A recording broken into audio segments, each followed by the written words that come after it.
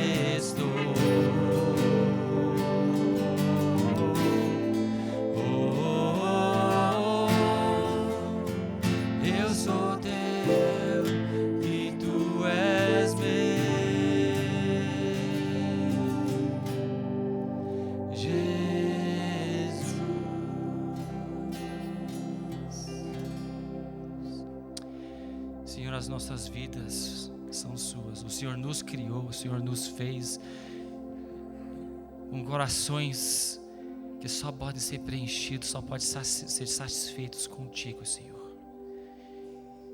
E o Senhor se exaltou como rei, porque és rei. E o Senhor se humilhou como cordeiro para morrer por pessoas que não merecem o teu amor.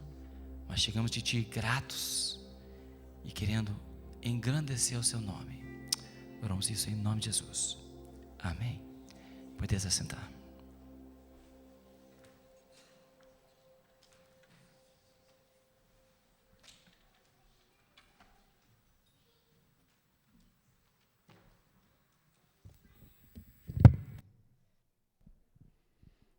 Bom dia, Igreja Nova Aliança, graça e paz seja com cada um de vocês nesta manhã.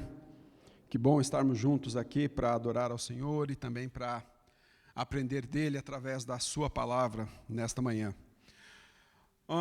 Nós gostaríamos de conhecer as pessoas que hoje estão nesse salão e que nos visitam pela primeira vez.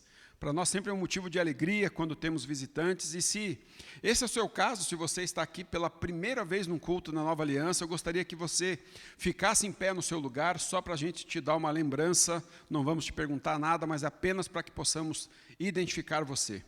Temos alguém nos visitando hoje pela primeira vez? Ou todo mundo da casa? Todo mundo da casa, então, que bom também que você então está aqui. Dentro da nossa vida de igreja, só relembrando, né, a nossa rotina de que terça-feira agora, a reunião das mulheres é à tarde, às 14h30, então você, mulher, está convidada a participar, se você puder. Quarta-feira, a nossa reunião de oração às 19h30, também importante a participação de toda a igreja.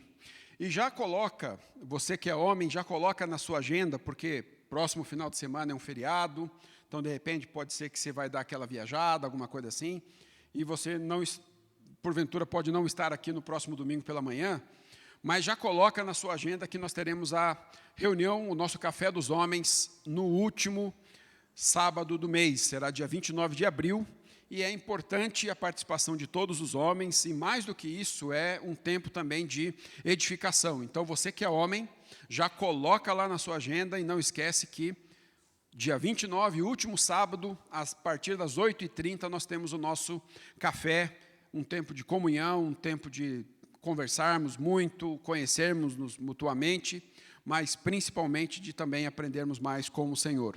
Então, coloca lá na sua agenda. Também dentro da nossa vida de igreja, mas não necessariamente da nossa rotina, mas algo que muito nos alegra, é comunicar o nascimento do Matias. O Matias nasceu ontem, filho do Tiago, da Ju, e eles estão muito felizes, nos sentimos alegres também, agora, né, são nossos vizinhos, e eles estão muito bem. E chegou ontem, então, pela manhã, e já tem trazido alegria, o Tiago está radiante, né, daquilo que pudemos conversar, mas gostaríamos, então, de comunicar à igreja que nasceu, então, o Matias ontem. Agora nós vamos ter o nosso momento missionário, e o nosso momento missionário, hoje, ele vai ser em vídeo, e é com a nossa parceria, com os nossos queridos amigos e irmãos Michel e Vera. Michel e Vera, eles moraram em Curitiba por muito tempo, frequentaram a Nova Aliança, e atualmente eles estão morando no Recife, e nós vamos ouvir um pouco daquilo que o Senhor tem feito, então, na vida deles e no ministério deles.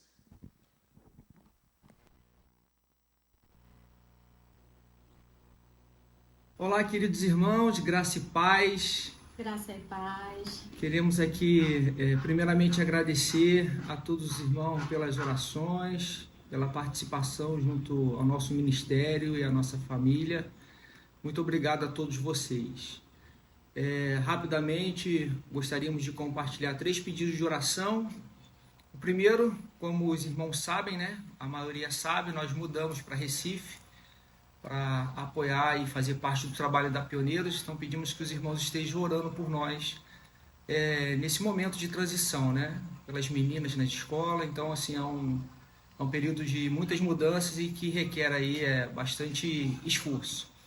O outro motivo de oração é pelo projeto na Índia. Temos trabalhado e pensado como melhorar a divulgação e a captação para a Índia. Então, ore pelo projeto na Índia, pelos líderes na Índia. Tá joia? E por último, queremos que vocês orem também pelos nossos parceiros, né, que têm realmente segurado as cordas. Temos irmãos, amigos, familiares, igrejas que entenderam, né, a nossa proposta ministerial e eles estão caminhando conosco. E orem por eles, né, como eles têm orado por vocês também. Tá bom? No mais é isso. Agradecemos aí a confiança, o carinho. Que Deus abençoe todos vocês. Estamos com saudades. Um grande abraço. Tchau. Deus abençoe.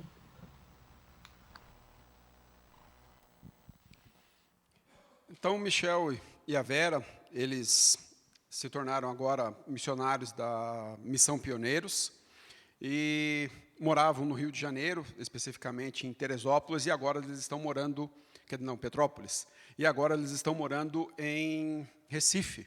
E aí todo esse processo, né, como ele mesmo compartilhou, de mudança, vida missionária é assim, né? Muitas vezes você está num lugar, quando você está começando a adaptar, Deus te leva para um outro lugar, e eles estão nesse processo de transição. Então, eu gostaria que você orasse comigo agora. Nós vamos orar por esses 3 motivos, e que você colocasse, então, a vida deles diante do Senhor. É uma nova fase, uma nova etapa na vida deles, com vistas ao campo, e eles precisam das nossas orações. E vamos orar juntos, então. Senhor, obrigado pela vida desta família querida e preciosa, Senhor. Oramos pelo Michel, pela Vera e pelas meninas, agradecidos por tudo aquilo que o Senhor tem feito na vida deles e pela direção do Senhor. Pai, pedimos que o Senhor possa, primeiramente, abençoar a vida deles e das meninas nesse processo de transição. Deus, sabemos que essa nova etapa, principalmente para as meninas, é um tempo complicado, porque é necessário deixar amizades na cidade onde estavam e agora, ó Deus, fazer novas amizades. Deus, mas o Senhor, na Tua palavra, disse que aqueles, ó Deus, que por amor do Seu nome deixassem pai, mães, amigos, irmãos, o Senhor daria 100 vezes mais. E nós acreditamos nesta palavra. Acreditamos de que o Senhor pode, ó Deus, conceder amizades verdadeiras às meninas naquele lugar e também ao Michel e à Vera. E oramos para que assim seja nesse tempo em que eles estiverem no Recife, que eles possam encontrar uma igreja que honra ao Teu nome, em que haja, ó Deus, um estudo da palavra verdadeiramente. E, Deus, que eles também possam servir a Tua igreja naquele lugar. Pai, oramos pelos parceiros de ministério, pedindo que também a cada um que tem se comprometido com eles, que eles possam permanecer fiéis e que o Senhor também dê graça e abençoe a cada um deles. Agradecemos ao Senhor por esse envolvimento deles com a família Cardinô. Deus, e também oramos pelo projeto na Índia. Pedimos pela liderança que já está estabelecida naquele lugar, mas oramos também por novos obreiros, para que, ó Deus, aqueles que não ouviram falar do Senhor, aqueles lugares que hoje não têm uma presença missionária, uma presença cristã, uma igreja, que, Deus, o Senhor possa enviar mais trabalhadores à Tua seara na Índia. Sabemos que o desafio é grande naquele país. Sabemos, ó Deus, que há muitas tribos, há muitas línguas naquele lugar. Deus, mas sabemos também, porque já lemos o final da história, de que todos estes, ó Deus, de todas estas tribos, de todas estas línguas, muitos estarão naquele dia. Ó Deus, para honrar e glorificar o Teu nome. Mas oramos, ó Deus, para que eles possam conhecer ao Senhor e possam glorificar o Teu nome. Deus, por isso oramos pelo envio de mais missionários, oramos também pela saúde desta família, pedindo que o Senhor os guarde, que o Senhor os proteja e que o Senhor também dê sabedoria na execução do ministério, nos relacionamentos, para que eles possam ser bênção para a glória do Teu nome lá em Recife, em nome de Jesus. Amém. Amém. Agora nós vamos adorar a Deus através dos nossos dízimos, através das nossas ofertas. Esse também é um tempo em que podemos louvar ao Senhor. E se você não está preparado, vai ser projetado também as nossas contas, mas nós que somos membros desta igreja, então nós temos esse privilégio e esse compromisso. Se você está visitando pela segunda, terceira vez, você já sabe disso, então nós não temos nenhuma expectativa que você oferte, a não ser que você o queira. E fica só atento aos avisos que vão passar aí enquanto ofertamos ao Senhor.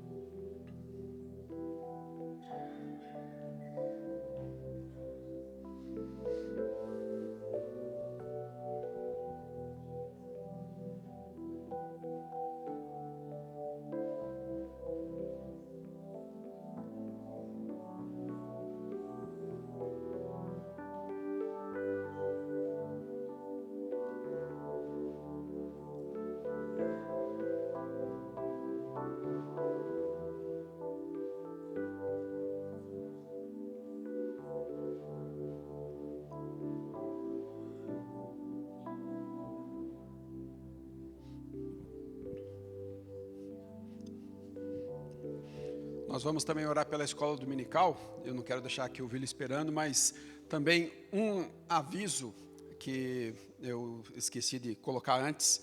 Nós vamos orar também pelo nosso irmão Rodolfo.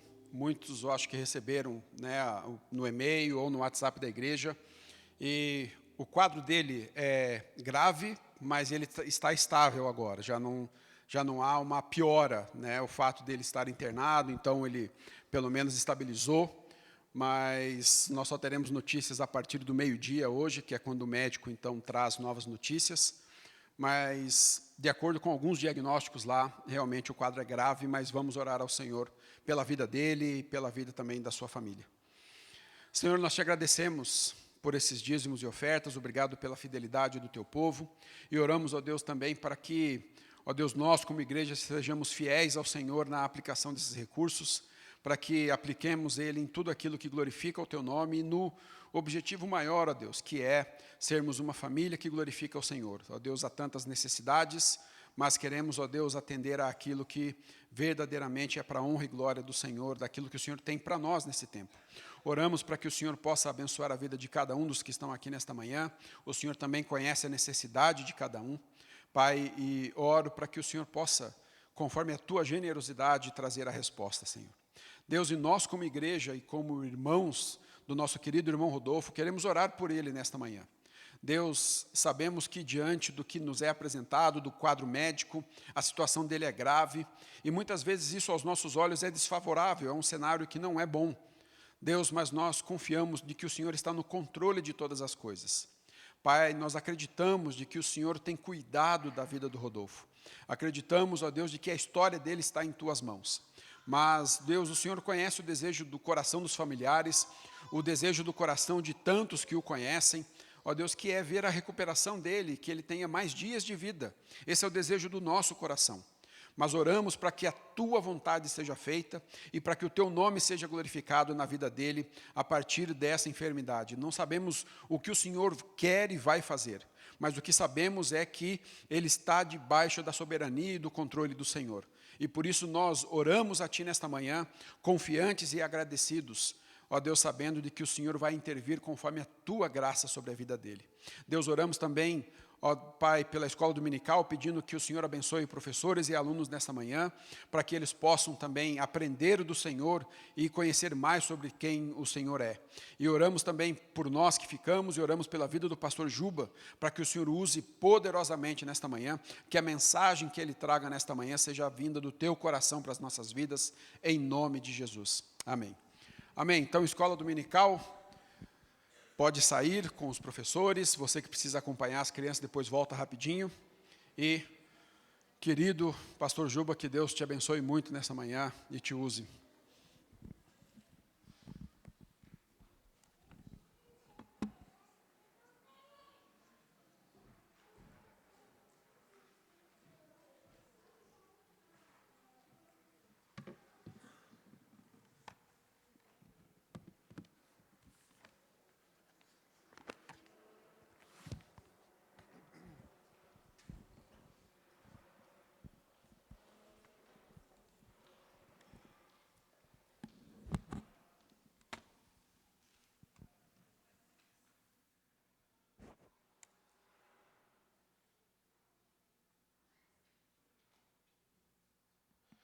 Bom dia, gente.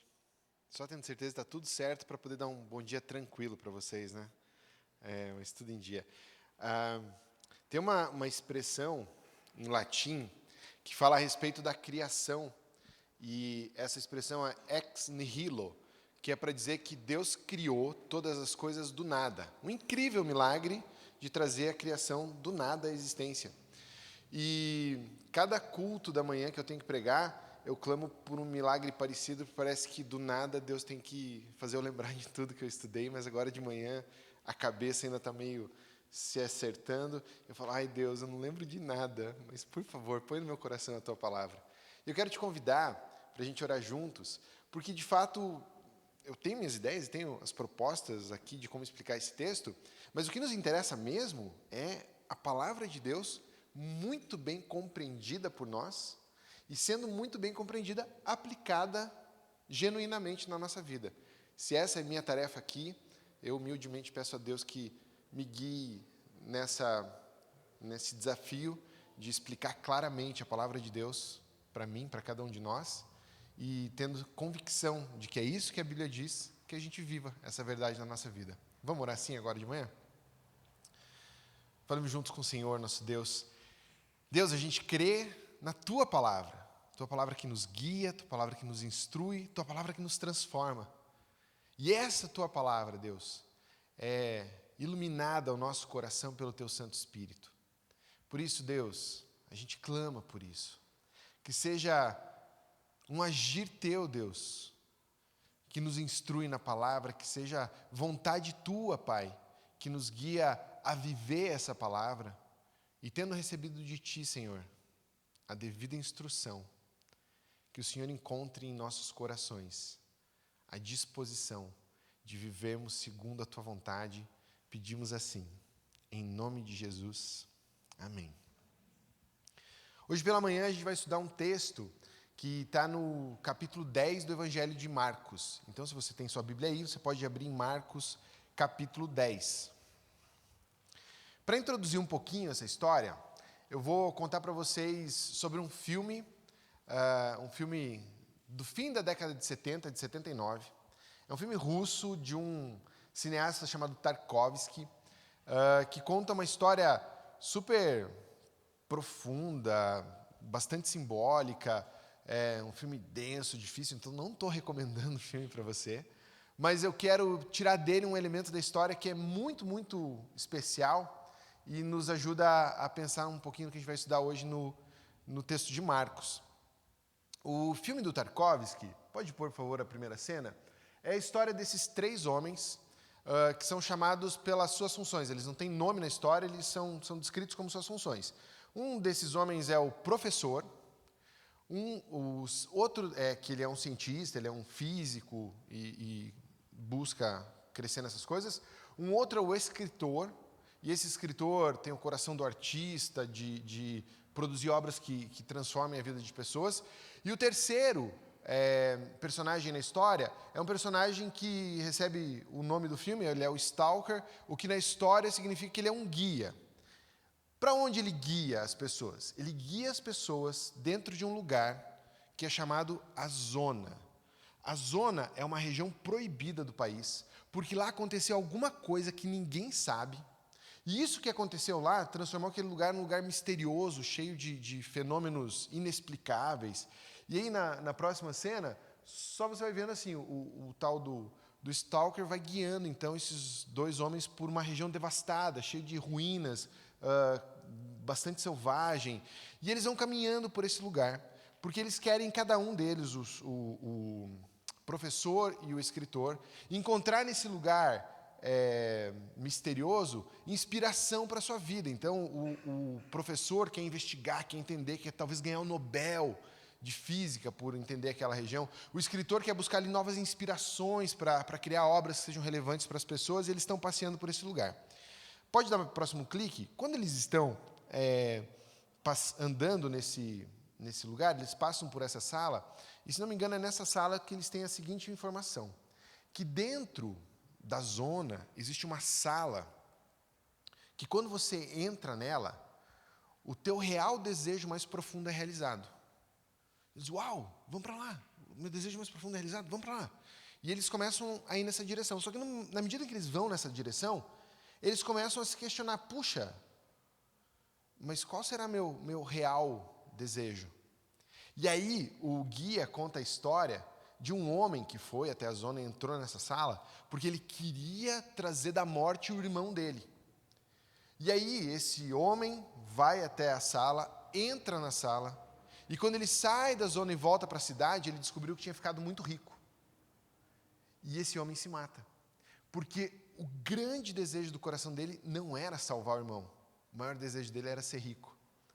E aí esses dois homens vão caminhando, então, e conversando, puxa, quais serão os meus desejos do coração? E aí na próxima tela, na próxima cena, você vê o desfecho final da história, dentro aí da zona, porque eles estão na beira da porta da sala que vai realizar os maiores desejos deles, ou o maior desejo da vida deles, e eles desistem de entrar, por medo do que talvez seja o maior desejo do coração deles. Interessante pensar nisso, né? Se a gente tivesse a oportunidade, assim, de realizar o nosso maior desejo, não o que você fala para as pessoas que é o seu maior desejo, o que está lá de verdade, o que será que sairia da gente? Incrivelmente, a Bíblia, nesse trecho, vai mostrar um pouquinho disso. A gente vai ver Jesus, o próprio Jesus, fazendo uma pergunta para uma pessoa: o que você quer que eu te faça? O que você deseja? E essa pessoa vai dar para a gente uma resposta, e essa resposta eu quero que seja inspiradora para nós, para a gente buscar esses desejos também que a Bíblia nos ensina a ter em Jesus Cristo. Mas em especial, essa pergunta, o que você quer que eu te faça, é uma pergunta que foi respondida logo antes do texto que a gente vai ver. 2 discípulos de Jesus chegaram para Jesus e falaram: Jesus, a gente quer que o Senhor faça uma coisa por nós. E Jesus faz exatamente essa pergunta: o que você quer que eu te faça? Naquele contexto, Tiago e João respondem o seguinte, pode dar mais um clique, por favor? Permite que na tua glória nos assentemos um à tua direita e outro à tua esquerda. Os filhos de Zebedeu, os filhos do trovão, Tiago e João dizendo: Jesus, o que a gente quer de todo o coração é glória. A gente não quer a tua glória, Jesus. Tudo bem, você ser o número 1. Mas eu quero estar sobre todos os outros. Meu real desejo, Jesus, é glória. Se a gente tivesse uma mensagem mais exortativa, talvez a gente parasse nesse texto e começasse a pensar nisso, né?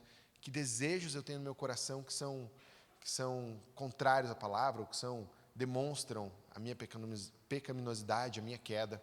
Mas a gente vai só pegar esse contraste do que os 2 filhos de Zebedeu dizem para Jesus que eles desejam, para comparar com a segunda pessoa que Jesus oferece a mesma coisa, o que você quer, que é o cego Bartimeu.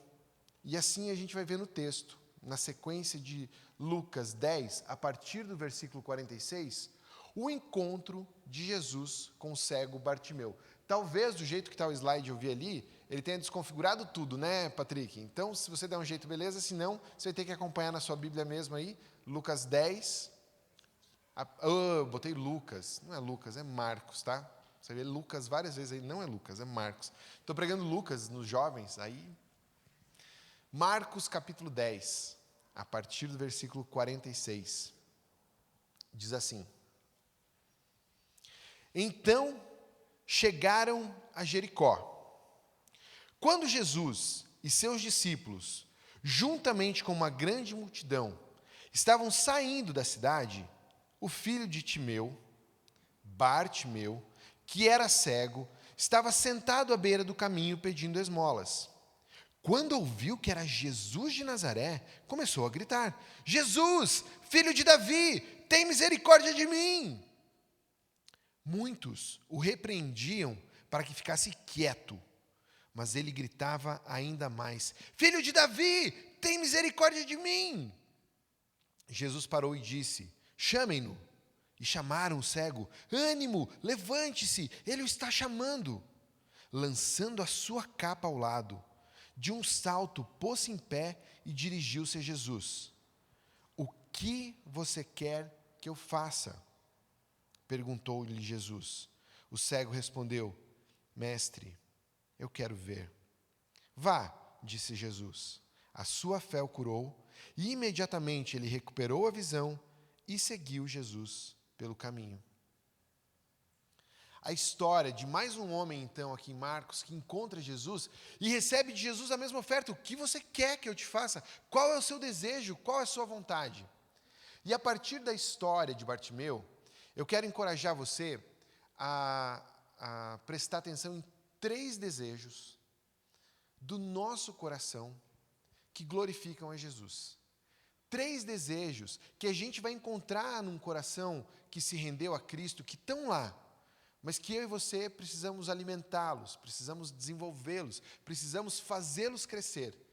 E esses 3 desejos que a gente vai ver na mensagem de hoje, dizem respeito ao desejo que Bartimeu tinha aqui de misericórdia, diz respeito ao desejo de serviço e diz respeito ao desejo de seguir Jesus por onde ele for. Vamos conhecer esse texto melhor e entender como isso se apresenta aí? Pode passar para a próxima tela, por favor? A história, então, conta o encontro de Jesus com um homem chamado Bartimeu e nos diz ali que ele era filho de Timeu. Por que é tão parecido assim, Bartimeu e Timeu? Porque essa palavrinha, desculpe, essa palavra em hebraico, bar, significa filho. Então, o que vier depois ali é uma referência ao filho de tal pessoa. Pode ser, às vezes, usado para falar de uma expressão, como quem diz, filho do Altíssimo, filho de Deus, também vai ser essa palavra bar, e aí eu complemento. Nesse caso, a palavra timeu ou timal, no grego, é alguém que é valorizado, é alguém que é estimado. Então, talvez tenha alguma coisa no nome do Bartimeu e do pai dele, que era de alguém valoroso, alguém especial, alguém muito estimado. E por isso essa relação do Bartimeu com Timeu. Nos interessa isso agora, para você prestar atenção na grafia ali da palavra Timeu, tá bom? Que vem dessa palavra grega que diz respeito a ser honrado, a ser dignificado. O que mais a gente sabe dessa história? Sabe que esse homem era cego. Um cego, nesse contexto, nessa vida, nesse tempo, não tem tudo que a gente tem hoje de facilidades que ajudam a vida de alguém que é cego. Não tem qualquer tipo de proposta inclusiva, não tem facilidades de leitura, de aprendizado, nada. Então, um homem que perde a sua visão, ou um homem que tem qualquer outra deficiência, automaticamente ele é relegado à mendicância. Ele não tem como produzir, ele não tem como se sustentar, ele não tem como viver de outra coisa a não ser do favor dos outros. E por isso a Bíblia nos diz que ele estava à beira do caminho como um pedinte. Esse lugar que ele está à beira do caminho, a Bíblia nos diz que é Jericó.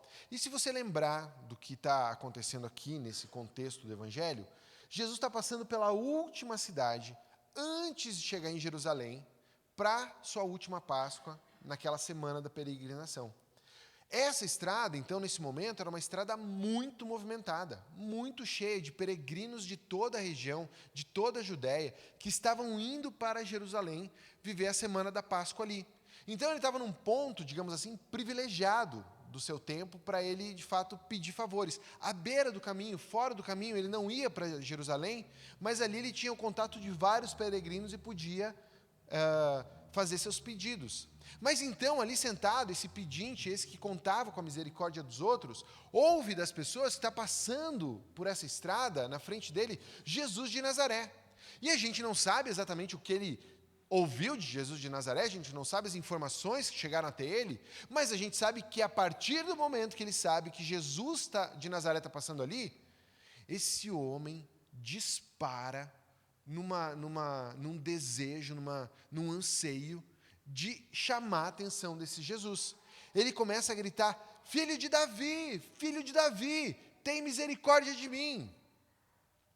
Usar essa expressão, filho de Davi, é usar um reconhecimento de que Jesus faz parte da linhagem do rei Davi.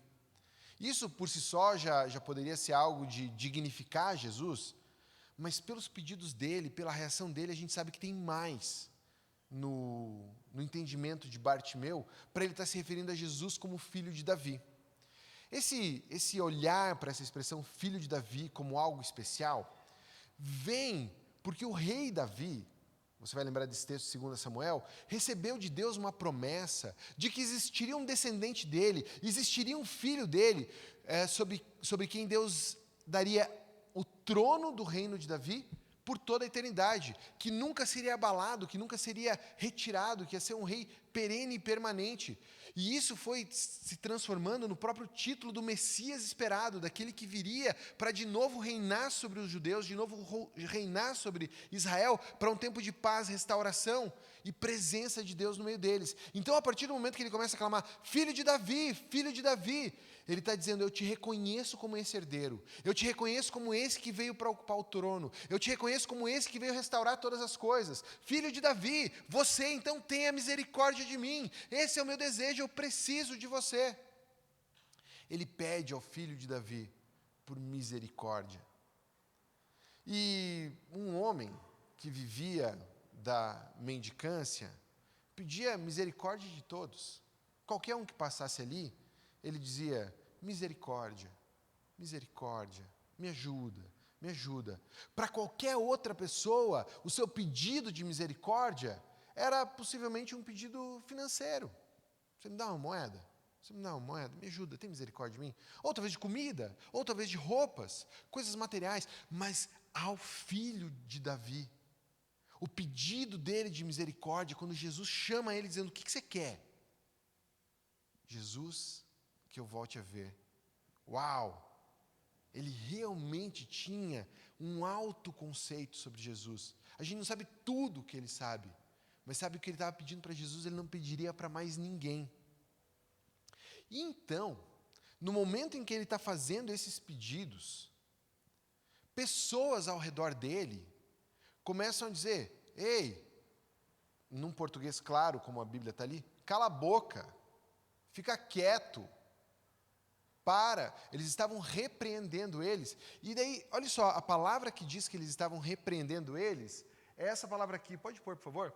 Epitimau, em grego.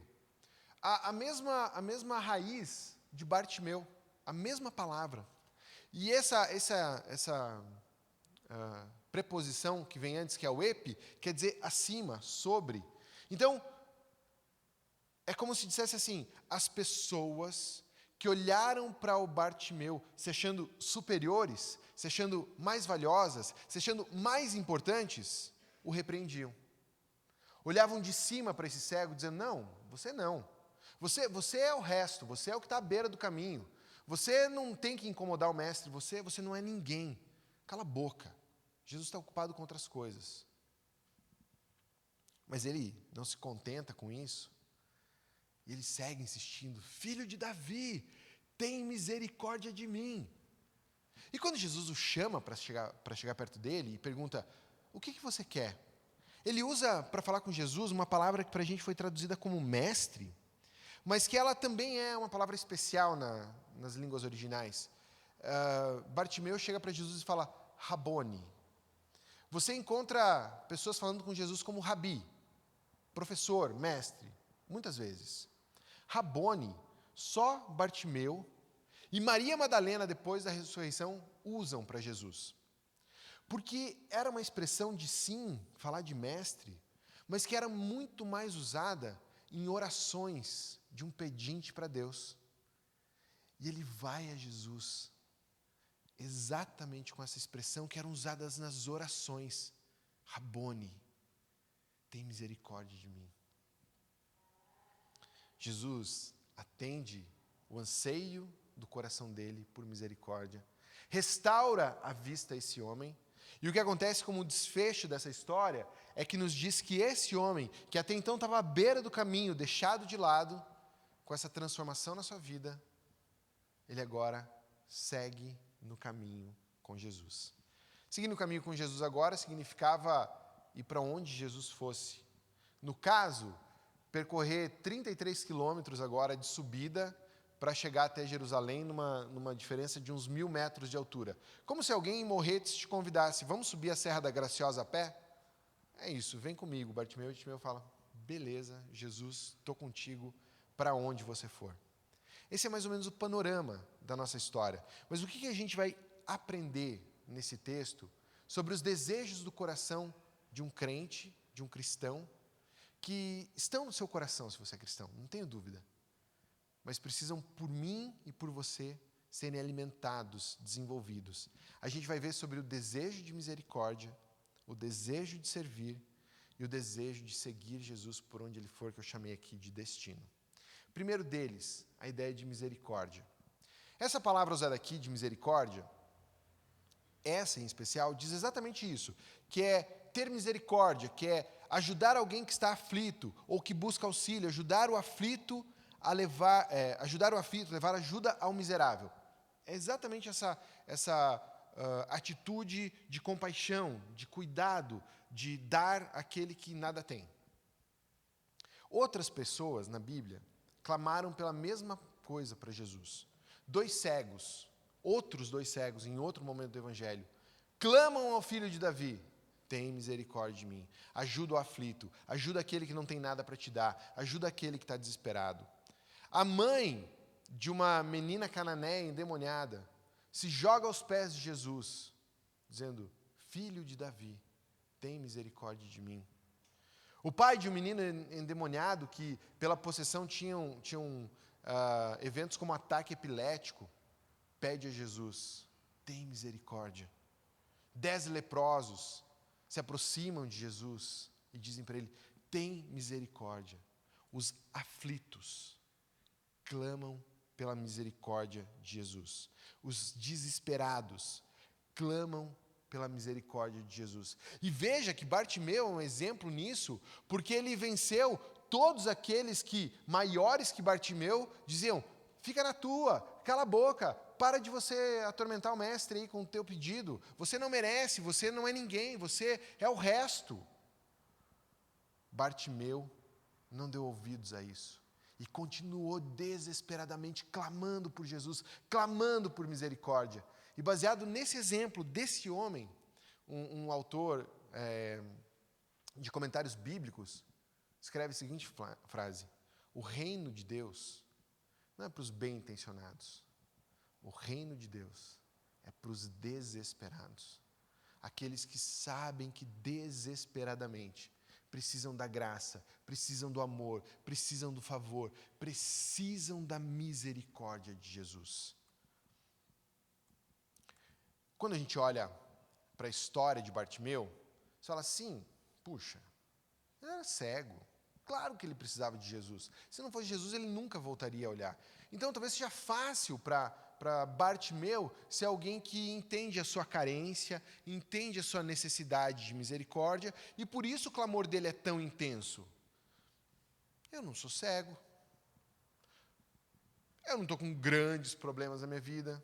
Talvez na minha família ninguém está com grandes doenças, não tem leprosos, não tem filhos endemoniados. Talvez na minha vida eu não tenha nenhuma crise atual que está me atormentando tanto. Então, nesse momento da minha vida, que tudo está mais tranquilo, mais estável, ok, com as lutas do dia a dia, mas sem uma grande coisa, eu conto com a ajuda de Deus, mas segue o barco. Talvez um dia eu venha precisar da misericórdia de Deus, e se um dia eu precisar da misericórdia de Deus, eu sei que é um Deus que está disponível a me alcançar com a sua misericórdia. Mas esse é o nosso grande engano. Bartimeu aqui, ele é um exemplo irônico, porque ele é o cego que consegue ver quem é Jesus. Enquanto os outros, como os discípulos dele, Tiago e João, não viam Jesus como esse que é o doador de misericórdia. Viam como aquele com quem eles podiam dar para ter glória, para ter benefícios, para serem agraciados no que desejavam. Bartimeu viu aquilo que eu e você precisamos ver, que somos desesperados, carentes, miseráveis e precisamos da misericórdia de Jesus. Esse é um desejo que você tem que desenvolver no seu coração. Esse é um anseio nos teus encontros com Cristo que precisa ser cultivado. A tua carência, a tua constante necessidade, a tua constante, o teu constante desespero de buscar em Jesus a misericórdia dele presente na tua vida. Separei alguns motivos para você pensar sobre isso. A gente precisa desesperadamente da misericórdia de Jesus por causa do nosso pecado. Constantemente. O mal que nasceu em mim quando nasci, a minha natureza pecaminosa, constantemente, ela é um inimigo na minha vida que me destrói, que me afasta de Deus, me faz tomar caminhos, tomar decisões, fazer escolhas contrárias à vontade de Deus. E a não ser que seja pela misericórdia de Deus e intervir na minha vida e nessa natureza, nada posso fazer. Entregue a mim mesmo, entregue às minhas próprias forças, nada eu vou produzir a não ser pecado. E então eu preciso clamar a Deus dizendo: Deus, minha condição é miserável. Em mim eu não encontro nada e preciso de Ti. Sem Ti eu nada posso fazer. E se por um instante na minha vida, Cristo, você voltar as costas para mim, eu não tenho mais nada. Vou estar entregue ao pior mal que eu posso ser. Pois só Tua graça, só Tua misericórdia me sustenta. Jesus, eu sou desesperado pela Tua misericórdia a cada dia. Me ajuda na minha luta contra o pecado. Não só na luta contra o nosso pecado, mas nos próprios efeitos que a queda produziram em nós. A gente tem muitas consequências do pecado na nossa vida. Por exemplo, as consequências físicas. Envelhecemos, adoecemos, somos, por vezes, deficitários em tantas coisas, porque o mal entrou nesse mundo, o pecado entrou nesse mundo, como consequência dele, afetou nossa vida, nossa cognição, nossa mente, nosso corpo físico. E por isso eu preciso da misericórdia de Cristo para evitar que esses efeitos do pecado em minha vida sejam os piores possíveis. É pela graça e pela misericórdia dele que eu não estou vivendo a pior experiência nesse mundo. É porque ele é bondoso conosco que a gente não está sofrendo tudo que esse mundo é capaz de nos fazer sofrer. Porque a gente não merece. A gente não tem nada que faça Cristo nos dever essa bondade. É a generosidade dele, é a misericórdia dele. Mas por quantas vezes tomamos a vida boa como algo que nos é direito? Por quantas vezes tomamos a vida boa como aquilo que é normal e que Deus sempre vai prover? Talvez a diferença de um cego é que ele não pede nada além do que a vida normal. Jesus, eu quero ser preservado das consequências, dos efeitos do pecado nesse mundo. Minha cegueira. Mas em nós, da mesma forma, precisamos da misericórdia de Deus constantemente para ter uma vida digna, para ter uma vida estável, para ter uma vida de certa paz. Você desfruta disso hoje? Misericórdia de Jesus sobre a sua vida. Não só os efeitos da queda na nossa vida, mas também os efeitos da queda nesse mundo em que a gente vive. É um mundo que tem ruína, é um mundo que tem fracasso, é um mundo que tem lutas, que tem guerras. E esses efeitos também só não nos atingem com toda a força, com todo o potencial que eles têm, por causa da misericórdia de Deus, por causa da bênção de Deus, por causa da provisão de Deus para a nossa vida. Precisamos da misericórdia de Jesus para vivermos nesse mundo. Precisamos da misericórdia quando o mal dos outros nos atinge. Quando alguém que, como eu, é pecador, peca contra mim, me fere, me magoa, me castiga ou qualquer coisa assim, como eu lido com isso? Sou incapaz de lidar com as minhas próprias forças. Eu não sei enfrentar o mal, o pecado de outro sozinho. Eu preciso de Cristo, para que pela misericórdia dele ele me ensine perdão e restauração, cura, superação, restauração. Tudo isso vem dele, tudo isso é minha necessidade profunda. E ainda, na própria preservação da minha vida, ou na própria preservação da minha fé. É Ele quem me sustenta, é graça dEle, é dom dEle. Conto tudo isso para você, para que nos seus pensamentos, no seu olhar sobre a sua vida, você se depare com a sua necessidade, com a sua carência de misericórdia. E que um dos profundos desejos cristãos, que eu sei que você tem no seu coração, cresça a cada dia, para que seja verdadeira aquela frase, ou para que seja evidenciada a frase que é verdadeira, que o reino de Deus é para os desesperados. Desesperados pela sua graça, desesperados pela sua misericórdia. Para te mostrar como isso é orado, por exemplo, na Bíblia, separei um trecho de um salmo, Salmo 123, em que o autor diz assim: para ti levanto os meus olhos, a ti que ocupas o teu trono nos céus, assim como os olhos dos servos estão atentos à mão do seu Senhor, e como os olhos das servas estão atentos à mão da sua senhora, também os nossos olhos estão atentos ao Senhor, ao nosso Deus, esperando que Ele tenha misericórdia de nós. Misericórdia, Senhor, tem misericórdia de nós. O clamor de alguém que busca em Deus a misericórdia para a sua vida. O segundo desejo que deve estar presente no coração de um crente, que a gente aprende nesse texto, é o serviço. Mas para você encontrar o serviço nessa história, você precisa voltar comigo alguns versículos, logo depois da história do pedido dos irmãos Tiago e João, e logo antes da história do cego Bartimeu. Jesus faz um comentário, Jesus traz um ensino para esses discípulos. Versículo 42, ele diz assim: Jesus chamou os seus 12 discípulos e disse: vocês sabem que aqueles que são considerados governantes das nações as dominam, e as pessoas importantes exercem poder sobre elas. Não será assim entre vocês. Ao contrário, quem quiser tornar-se importante entre vocês deverá ser servo. E quem quiser ser o primeiro deverá ser escravo de todos. Pois nem mesmo o Filho do Homem veio para servir, veio para ser servido, mas para servir e dar sua vida em resgate de muitos. Jesus diz a eles: eu vim a esse mundo para servir a todos, até mesmo aquele que vocês consideram o menos digno de todos, que era como era Bartimeu, um dos mais indignos da sua sociedade, sem ter o que oferecer, sem produzir nada, sem ser alguém que tinha valores para a sociedade, status para a sociedade que os outros admiravam. Todos se achavam acima de Timeu, todos eram superiores ao Bartimeu.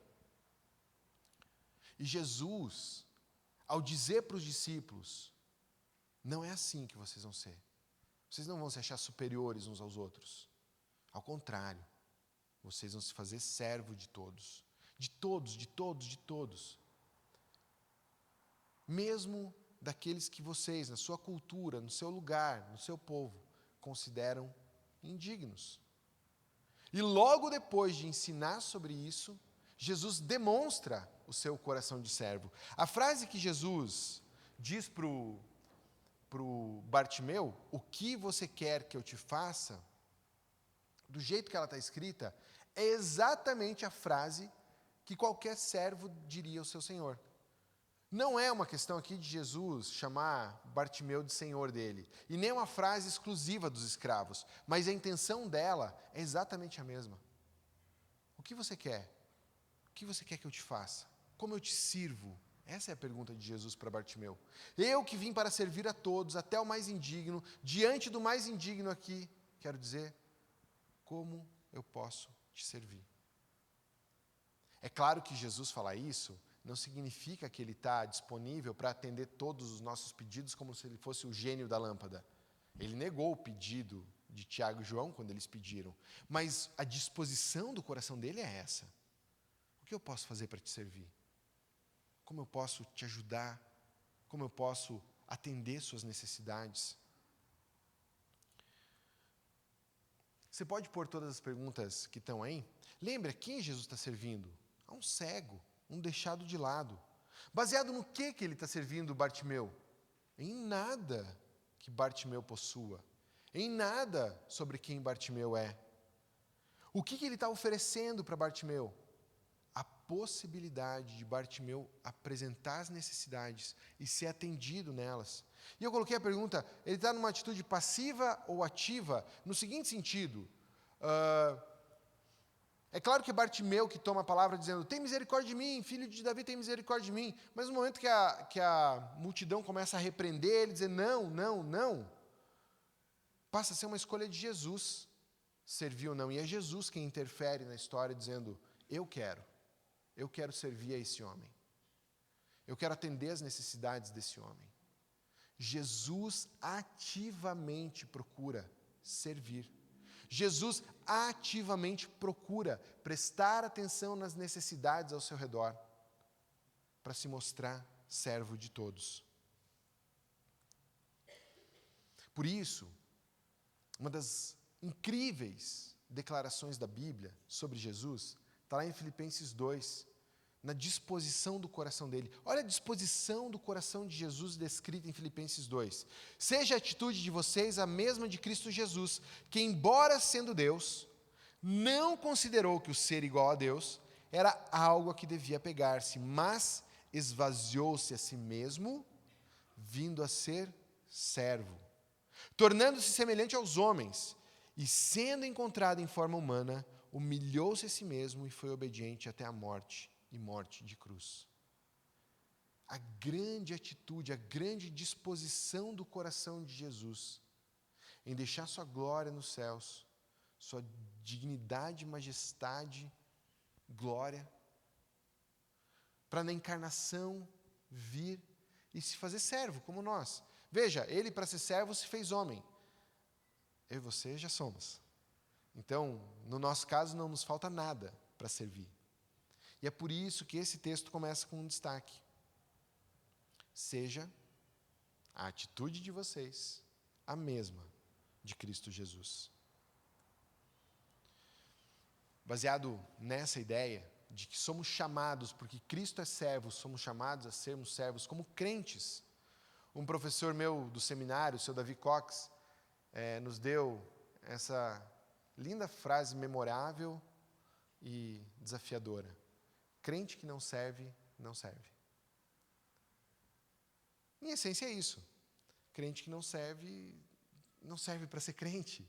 Porque da natureza de ser crente é ser igual ao seu mestre. Da natureza de ser crente é quero ser imagem de Jesus. É da nossa fé, a nossa busca para sermos cada vez mais parecidos com Cristo. E se a grande atitude descrita de Cristo aqui é ser servo de todos, não importando a quem, não importando status, valor ou dignidade, mas olhando, estando atento às necessidades, dizer, eu estou aqui para servir, eu sou alguém que veio a esse mundo para ser servo de todos. Então, se existe um crente que no seu coração não desenvolve o desejo de servir, não serve para ser crente. Mas porque vocês são crentes, creio que a maioria, pelo menos aqui, esse desejo está aí. Está aí porque o Espírito Santo te constrange a se doar. O Espírito Santo te chama a servir. E por isso é meu encorajamento para você. Dedique-se ao serviço. Proponha-se a servir. Também trouxe algumas ideias para que você imagine onde e como você pode servir. Queria te encorajar ao teu serviço cristão, nos seus compromissos ordinários com a igreja local. Ordinário não é no sentido pejorativo, ordinário de ser aquilo que é regular, tá? Então, com seus compromissos regulares com a igreja local. Quando você diz, eu faço parte de uma igreja local, você está comprometido com essa igreja em algumas coisas. Uma delas é que você é alguém comprometido com esse corpo, no sentido de que você ora por esse corpo. Juntos, servimos uns aos outros, orando uns pelos outros. Comprometido com esta casa, com essa igreja local, você se compromete a contribuir com essa igreja. Você se compromete a estar presente. Um compromisso seu de encorajamento aos outros irmãos que pela minha presença, meu compromisso de presença, eu sirvo juntos, eu canto junto, eu aprendo junto, eu tenho um tempo de comunhão junto.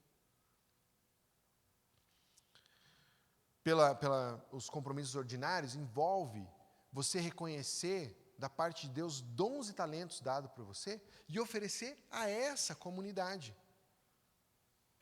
Então existem compromissos ordinários da igreja, com os quais você está comprometido pela natureza que é a igreja. Desenvolva isso, se entregue a isso, se dedique a isso. Também existem compromissos extraordinários, aqueles compromissos que não são esses básicos, mas que você, prestando atenção no mover do corpo de Cristo, naquilo que é feito, naquilo que é desenvolvido, você pode dizer, opa, eu posso servir assim também, eu posso me dedicar assim também. Ontem a gente estava na reunião dos adolescentes, e aí alguns adolescentes responsáveis pelo louvor estavam dizendo, puxa, a gente quer fazer um louvor mais legal, a gente quer trazer mais gente, a gente quer desenvolver mais coisas. Que legal, eles queriam servir com louvor. Aí deu 5 minutos, começou uma brincadeira, e faltava um menino. E esse menino era justo aquele que está dizendo, eu quero servir, eu quero servir, eu quero servir. E daí a gente chamou ele para brincadeira. Aí ele falou, não. Eu falei, não, então venha servir, seus irmãos. Você não quer brincar, tudo bem. Mas está faltando um, você pode se voluntariar? E ideia adolescente é muito legal porque o coração é transparente, né? Mas ele veio servir. Era extraordinário na ideia dele, era além. Mas é para isso que a gente está aqui, para fazer mais, para ir além. Sirva de maneira extraordinária a igreja local. E aí, nesse sentido ainda de igreja local, sempre considere servir em algum ministério específico. Não é obrigatório, você pode entender que não tem uma função aqui para você, mas sempre esteja aberto a isso. A gente tem necessidades para a organização do culto da manhã, por exemplo, em recepção, multimídia, som, transmissão, necessidades constantes. Desenvolver mais equipe de louvor, necessidades constantes. Você tem vontade de servir? Tem espaço para você servir no ministério do culto de domingo de manhã. Tem outros tantos ministérios na igreja. Sempre considere onde eu posso servir nessa igreja local. Além disso, partindo para uma ideia mais pessoal, quero te encorajar ao serviço na ideia de estar sempre disponível às necessidades e anseios dos outros. Assim como Jesus, que estava ali, nesse caso e em tantos outros casos, prestando atenção às pessoas ao seu redor. Como eu posso fazer algo por alguém? Não quer dizer, assim como Jesus não fez, que você vai atender a todos os pedidos, que você vai atender a todas as necessidades. Mas você vai estar com o coração aberto, olhando à sua volta, prestando atenção nas necessidades dos seus irmãos, aqui na igreja, na sua casa, na sua vizinhança. Uma quinta recomendação: se comprometer a servir com as atitudes que o Novo Testamento nos ensina. Existe muito serviço, como a gente falou aqui, digamos assim, institucional, formal, de recepção, louvor, tudo isso é serviço. A tua presença, a tua contribuição, a tua oração, tudo isso é serviço. Mas o Novo Testamento chama de serviço coisas que também são feitas no âmbito informal. Informalmente, a gente pode aconselhar uns aos outros. Informalmente, a gente pode ter ministérios de ajuda uns aos outros, de cuidado uns com os outros, um discipulado, um aconselhamento, um caminhar junto, um entender a fase difícil que o irmão está passando e caminhar com ele mais perto nesse período. Ninguém vai te mandar fazer isso, não vai ter um ministério para isso, vai ter o teu coração, enxergando as necessidades ao redor, olhando para a Bíblia e dizendo, como Deus me chama a servir essa pessoa. Aprenda a servir, conforme o Novo Testamento ensina. E por último, cultivar uma disposição de servir bem, não importa quem. Lembra que o texto de Filipenses diz assim? Tenhais em vocês a mesma atitude de Cristo Jesus. Essa palavra atitude ali é uma palavra que junta muita coisa. Junta a disposição com o desejo, com o fazer. Está tudo ali na língua original. Mas é meio isso. A minha disposição, se eu pensar assim automaticamente, o que eu estou fazendo aqui? Servindo. Porque muitas vezes o que eu estou fazendo aqui? Consumindo. Sendo servido. Vamos mudar esse mindset? Vamos mudar esse jeito de pensar sobre a gente na igreja? O que eu estou fazendo aqui? Antes de tudo, servindo. estou aqui para ser servo de todos.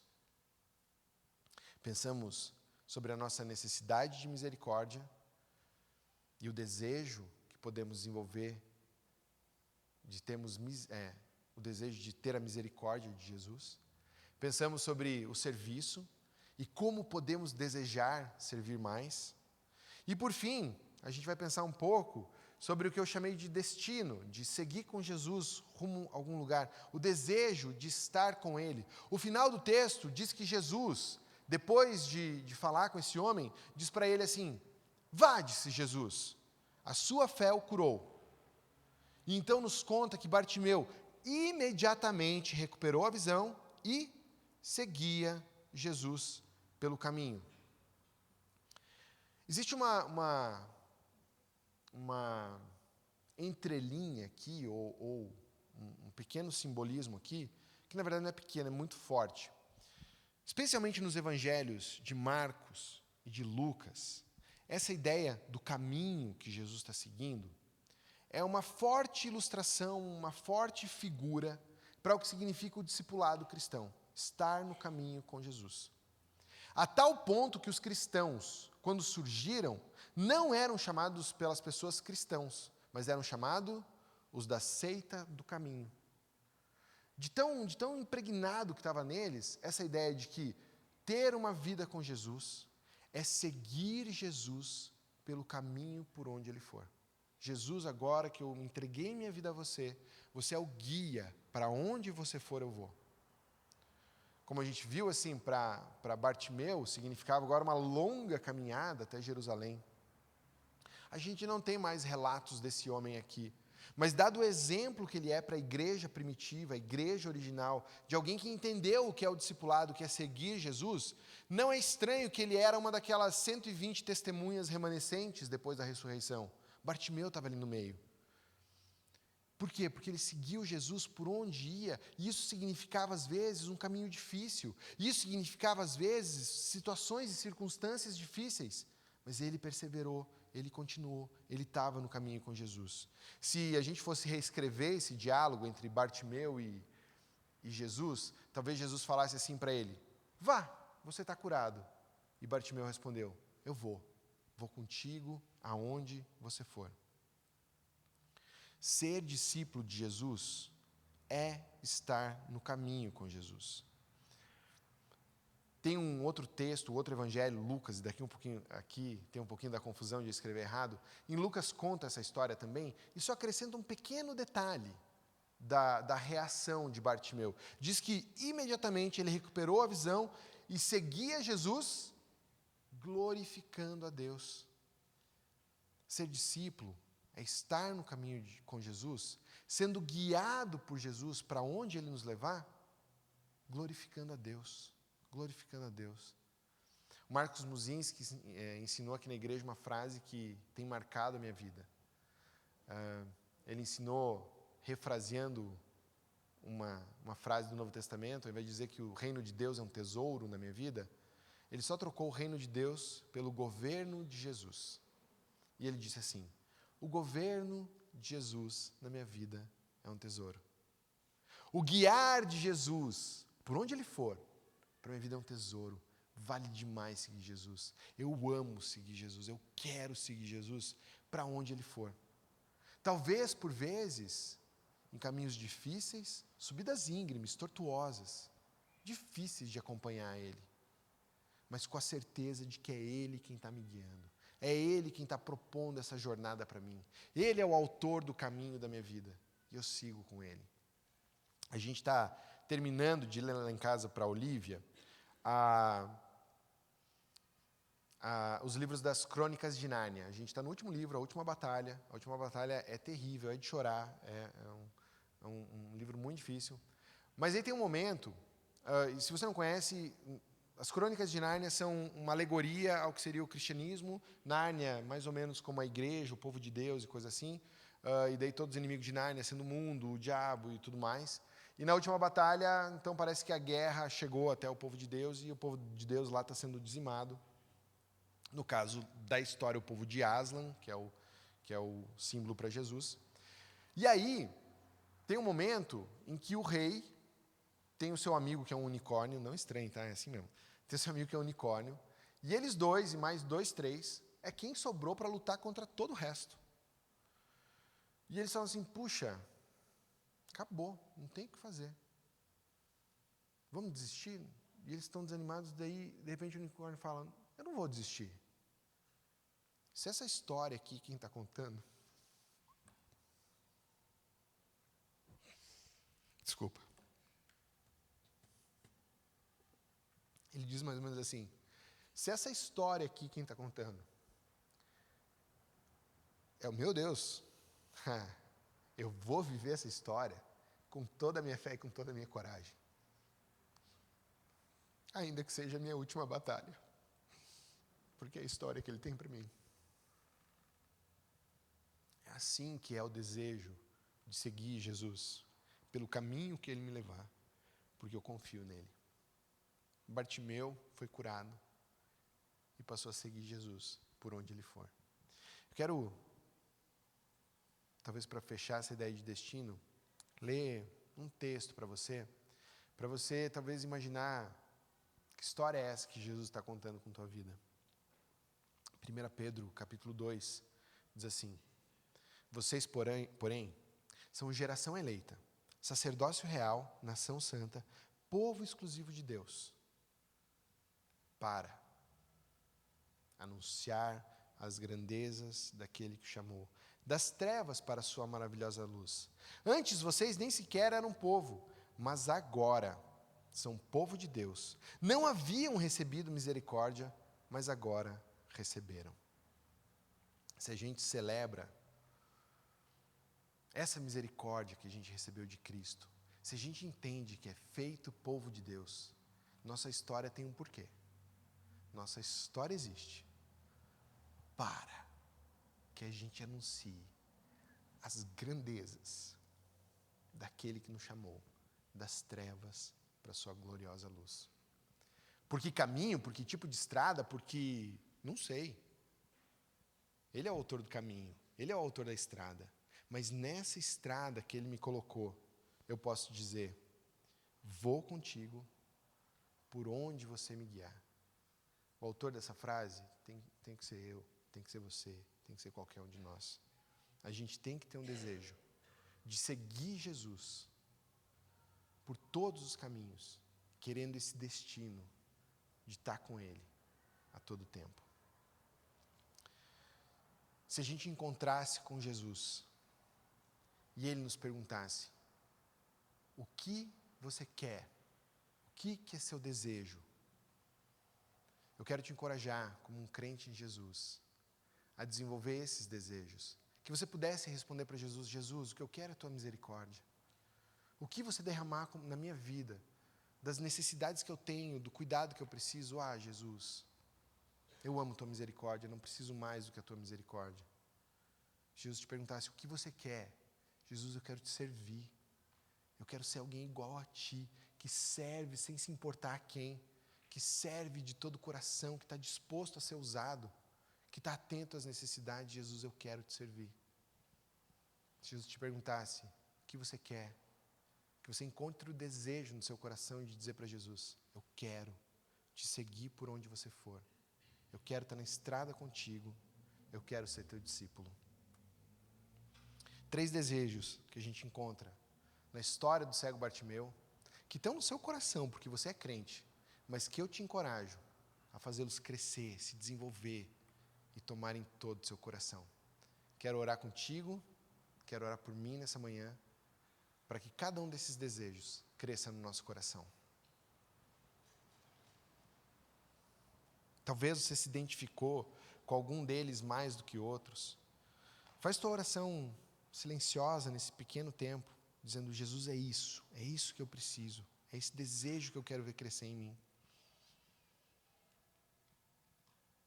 Jesus, cada um de nós tem corações cheios de interesses, desejos, afeições, mas corações que precisam ser ajustados, mas mais do que isso, até transformados pela tua graça. Por isso eu peço, Jesus, que pela tua graça, quando a gente ouve essa pergunta, o que você quer, o que você realmente quer, que a gente possa identificar aqueles desejos que estão no lugar errado, que não deviam ser os maiores desejos da nossa vida, que não deviam ser as grandes coisas pelas quais a gente luta, que não deviam ser as grandes coisas que a gente busca e se dedica. Deus, que o Senhor nos perguntando qual é o seu desejo, o que você quer, e a gente reconhecendo que tem coisas que estão sendo desejadas demais, que estão controlando a nossa vida, que a gente possa abandonar esses desejos ou colocá-los no seu devido lugar, para que cresça no nosso coração o nosso desejo pela tua misericórdia, o nosso desejo por te servir, e o nosso desejo por te seguir por onde o Senhor for.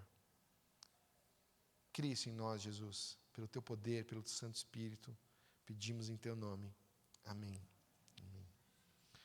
Desejo a todos um bom domingo. À noite, 19 horas, tem culto também. Você é convidado a estar com a gente. Um bom domingo a todos.